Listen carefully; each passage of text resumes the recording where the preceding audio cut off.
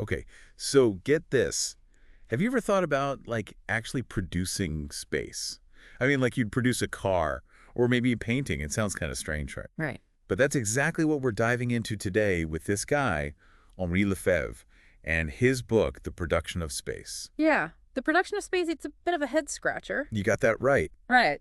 And we've got some excerpts here, translated by Donald Nicholson Smith. Oh, Nicholson Smith, yeah. He's a great translator for this kind of work. Right. And it's published by Blackwell Publishing. So, shall we unpack this together? Yeah, let's dive in. It's a fascinating concept, right? The whole idea of producing space, we usually think of space as this, this empty container, just kind of there, like the setting for everything else. Yeah, just a backdrop. Exactly. But Lefebvre, he argues that space isn't passive at all. Like, it's not just there. He says it's actively shaped, like constantly being produced and transformed by social forces, power dynamics, even by like our own perceptions and how we experience the world around us. Okay, so it's not just about where things happen, it's how things happen because of that space. Exactly. Like, if you really want to understand a society, you can't just like look at a map, right? Right. Lefebvre, he argues that every society with its own specific way of like producing things, its own ways of life, ends up producing its own unique kind of space. So, like, the spaces we create are a reflection of who we are. Precisely. Think about, for example, ancient Greece. Like, think about the way they designed their cities, the agora, those bustling marketplaces, the temples, those sacred spaces, the stadiums, these massive public arenas. And all those spaces, they weren't just randomly placed, right? Exactly. All those spaces reflect, like, how the ancient Greeks lived their lives, what they valued as a society. Their whole worldview is embedded in the very fabric of their cities. It's like trying to understand the Super Bowl, but all you've got is a diagram of a football field. Yes. A perfect analogy. Like, you need to know the rules, the fans, the whole energy of the game to really get it. Exactly. The physical layout, that's just one piece of a much larger puzzle. And Lefebvre, he breaks down our experience of space into these three, like, interrelated levels. And he calls the first level spatial practice. Spatial practice. Okay, what's that? So spatial practice, it's all about the actual ways people use and move through space in their daily lives. Like, think about the paths we take, the routines we follow, the way we interact with our surroundings. It's the lived experience of space. So, in our Super Bowl example, spatial practice is like the crowd cheering, the players running plays, the vendors navigating those crowded aisles, all those actions taking place within the stadium. Exactly. But then we have this other level, the representations of space.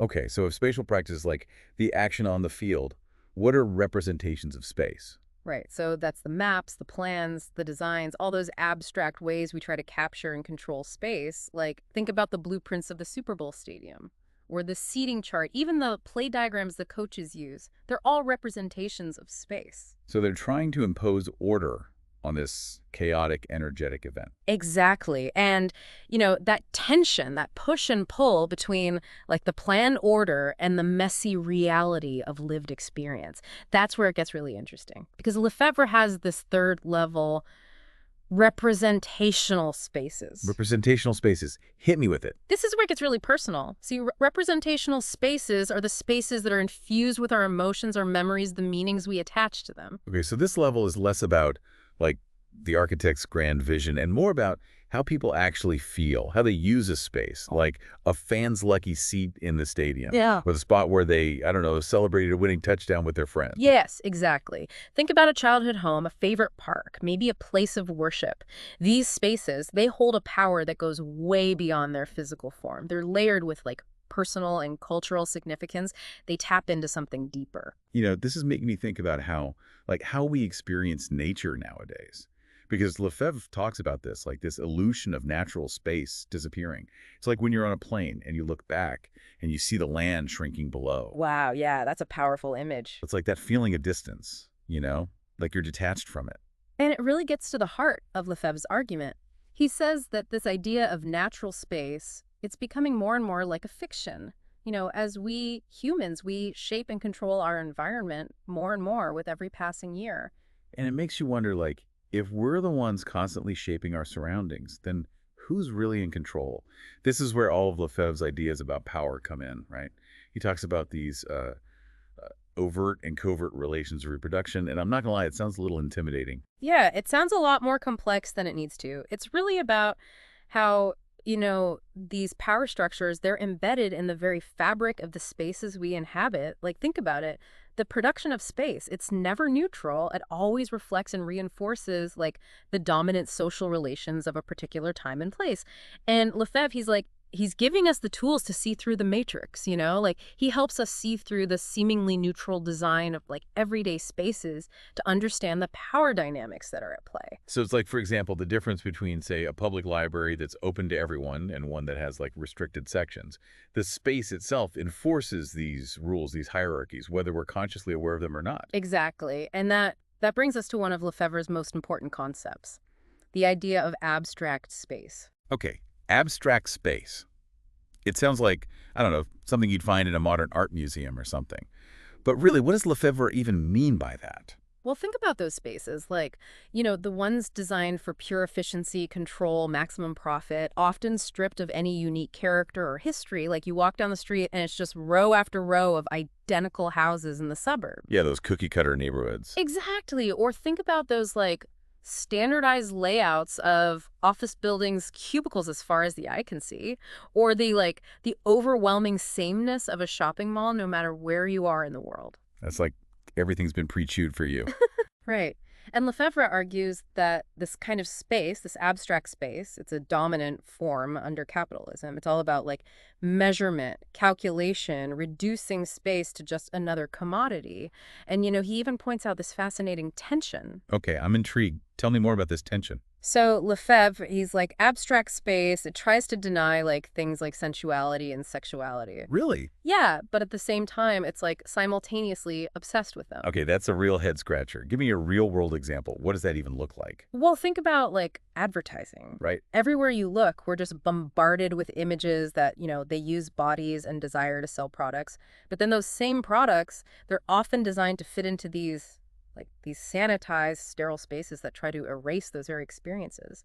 It's strange when you think about it. It's like the difference between, like, a bustling farmer's market with all its sights and smells and, that sense of chaotic energy versus, like, a pristine supermarket where everything's, like, perfectly packaged and, like, you're supposed to forget that this food even came from the earth, A perfect analogy. Abstract space. It wants to create this illusion of order, of control, everything in its right place. But Lefebvre, he suggests that this is ultimately, like, a really unsustainable way of, like, relating to space, to each other, to the world around us. Okay, so if this abstract space is, like, the problem, then what's the alternative? Well, that's where Lefebvre introduces this idea of what he calls differential space. Differential space. Yeah. Okay, I'm listening.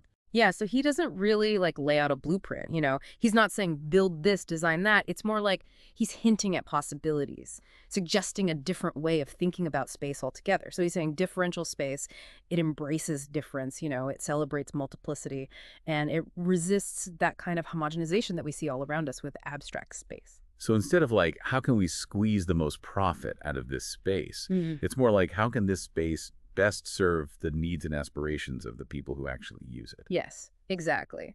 Lefebvre, he sees a lot of potential in spaces that, like, they foster a sense of community, creativity, places that cultivate a deeper connection to nature, where people feel a sense of belonging, of ownership, places where they can express their individuality and, like, connect with others in meaningful ways.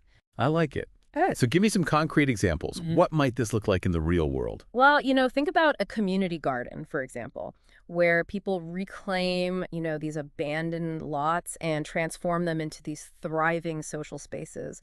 Or you have those vibrant public plazas that encourage people to gather, to interact, to just be together in public. I love that. And it's interesting, Lefebvre, he was writing before the rise of the internet, but his ideas, they feel incredibly relevant to how we think about digital spaces too. Oh, that's really interesting. So you could say that, like, online communities, virtual worlds, those could be seen as potential spaces of difference, of resistance as well. Absolutely. These are spaces where people can connect across geographic boundaries, share ideas, build relationships based on shared interests. They offer a glimpse of how we can create and experience space in these radically different ways. And while they come with their own set of challenges, there's a lot of potential there. This is also thought-provoking. It's like Lefebvre's giving us this whole new vocabulary to understand not just the buildings and streets around us, but also, like, those invisible forces that shape our experiences of those spaces. And honestly, it makes you realize that we're not just passive bystanders in this whole production of space thing, are we? We all have a role to play. Absolutely. And, that brings us to that final, provocative thought that Lefebvre leaves us with. Okay, so we've explored Lefebvre's ideas about space, like from the concrete to the abstract. Hmm. We've even, dipped our toes into the digital realm a little bit. But what's the final takeaway? What's that, lingering thought he wants us to walk away with? Well, Lefebvre, he challenges us to imagine what he calls a right to the city. A right to the city. Okay, I like the sound of that.